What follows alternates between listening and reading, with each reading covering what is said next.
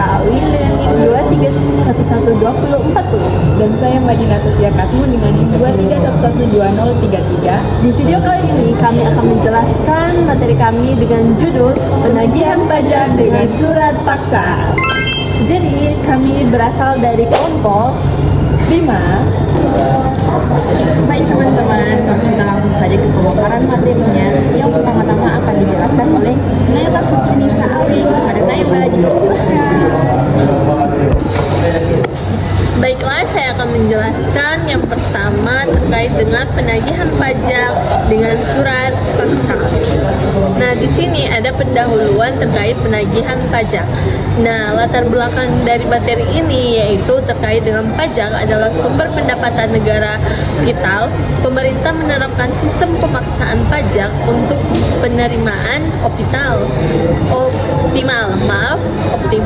Ini penting karena wajib pajak lalai atau sengaja tidak memenuhi kewajiban.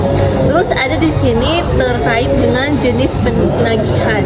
Nah, di pajak ini terdapat jenis penagihan ya teman-teman, yaitu penagihan pajak terbagi menjadi dua, yaitu terkait dengan pasif dan aktif. Yaitu pasif dengan surat tagihan, aktif jika wajib pajak tidak melunasi, dilanjutkan penyitaan dan lelang aset, teman-teman. Nah, ada dasar hukumnya teman-teman. Nah, dasar hukumnya itu terdapat pada PowerPoint kami, yaitu Undang-Undang KUHP dari Undang-Undang Nomor 19 Tahun 1997. Nah, di sini diubah kembali menjadi Undang-Undang Nomor 19 Tahun 2000. Nah, dan juga ada mengatur terkait dengan penagihan pajak bab 4 pasal 10 sampai 24 Undang-Undang HAP. Terus dia khusus membahas tentang penagihan.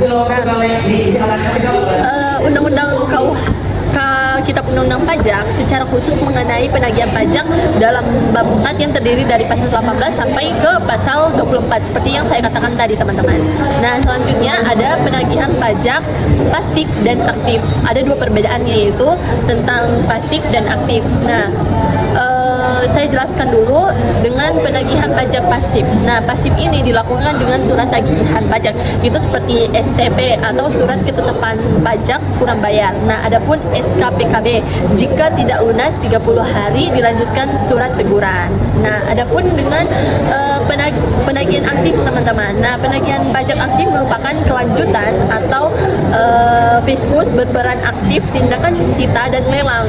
Nah, penagihan aktif ini termasuk juga dengan tindakan sita dan lelang barang, lelang aset. Ini diatur juga dalam Undang-Undang Nomor 19 Tahun 1997 dan perubahannya teman-teman. Nah, selanjutnya terkait dengan pejabat dan jurusita pajak akan dijelaskan oleh teman saya, yaitu Madina Sofia Kasmu. Teman-teman jangan dulu skip karena teman saya akan menjelaskannya. Baik teman-teman, kita lanjut ke materi selanjutnya, yaitu pejabat dan jurusita pajak. Jadi apa itu pejabat? Pejabat adalah yang berwenang mengangkat dan memberhentikan jurusita pajak. Sementara jurusita pajak adalah pelaksanaan tindakan penagihan pajak yang meliputi penagihan seketika dan sekaligus dan lain-lain. Selanjutnya ada tugas jurusita pajak. Jadi tugas jurusita pajak itu adalah yang pertama melaksanakan surat perintah penagihan seketika atau sekaligus, yang kedua memberitahukan surat paksa, yang ketiga melaksanakan penyitaan atas barang penanggung jawab pajak berdasarkan surat perintah ataupun melaksanakan penyitaan.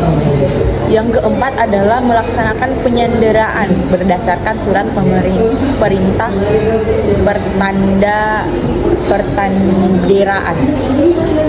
Oke, jadi yang selanjutnya ada surat paksa dan penyitaan. Jadi surat paksa itu adalah surat perintah membayar utang pajak dan biaya penagihan pajak. Surat paksa ini diberitahukan oleh jurusita pajak kepada yang pertama ada penanggung pajak, yang kedua ada orang dewasa yang bertempat tinggal bersama ataupun bekerja di tempat usaha penanggung pajak apabila penanggung pajak yang bersangkutan tidak dapat dijumpai. Yang ketiga adalah salah satu ahli waris atau yang mengurus harta peninggalannya apabila wajib pajak telah meninggal dunia dan harta warisan belum dibagi. Yang keempat ada para ahli waris apabila wajib pajak telah meninggal dunia dan harta warisan telah dibagi. Kemudian ada penyitaan. Jadi penyitaan adalah tindakan jurusita pajak untuk menguasai barang penanggung pajak guna dijadikan jaminan untuk melunasi utang pajak menurut peraturan perundang-undangan. Jadi barang yang dapat disita berupa barang bergerak termasuk kayak mobil, perhiasan, uang tunai dan deposito berjangka, tabungan, saldo rekening dan lain-lain. Yang kedua ada barang yang tidak bergerak termasuk tanah, bangunan dan kapal dengan isi kotor tertentu. Selanjutnya ada lelang, pencegahan dan penyandaraan. Yang pertama ada lelang. Jadi lelang adalah setiap penjualan barang di muka umum dengan cara penawaran harga secara lisan dan atau tertulis melalui usaha pengumpulan peminat atau calon pembeli apabila utang pajak dan atau biaya penagihan pajak tidak dilunasi setelah melaksanakan penyitaan pejabat berwenang melaksanakan penjualan secara lelang. Kemudian ada pencegahan. Jadi pencegahan itu adalah larangan yang bersifat sementara terhadap penanggung pajak tertentu untuk keluar dari wilayah Republik Indonesia berdasarkan alasan tertentu sesuai dengan ketentuan peraturan perundang-undangan.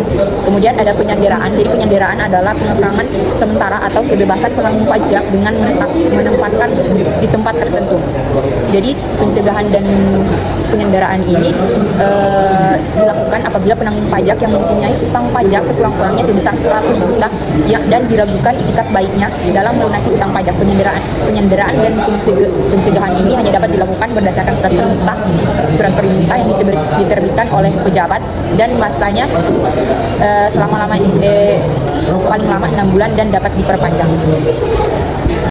Selanjutnya ada gugatan dan ketentuan pidana. Gugatan itu ditujukan kepada penanggung pajak terhadap pelaksanaan surat perintah melaksanakan penyitaan atau pengumuman lelang yang hanya dapat diajukan kepada pengadilan pajak.